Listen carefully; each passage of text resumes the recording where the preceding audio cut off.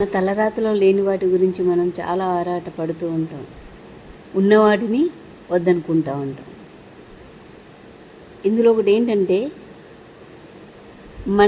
మన తలరాతలో ఏది రాసి పెట్టిందో అది ఖచ్చితంగా అవుతుంది. కాకపోతే ఎప్పుడు అవుతుంది, ఎలా అవుతుంది అన్నది మనకు తెలియదు. బట్ అది అయ్యేంత వరకు ఓపిక పట్టు. ఖచ్చితంగా వన్ డే అవుతుంది. అండ్ అది చాలా జీవితాలను కూడా మారుస్తుంది ఫ్యామిలీలో. సో ఎప్పుడు అనుకోకు నేనేమనుకున్నా అది అవ్వట్లేదు అని. ఎందుకు అంటే మనకి ఏది మంచిదో పైవాడికి బాగా తెలుసు.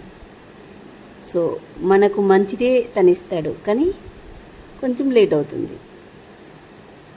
అన్ని వస్తువులు ఈజీగా దొరికితే దీన్ని లైఫ్ అని ఎందుకంటారు కదా. దొరకవు కాబట్టే దీన్ని లైఫ్ అంటారు. కష్టం సుఖం రెండు ఒక్కసారి రావు, ఒకేసారి పోవు. మనం అనుభవిస్తున్నప్పుడు కష్టం లేటుగా వస్తుంది.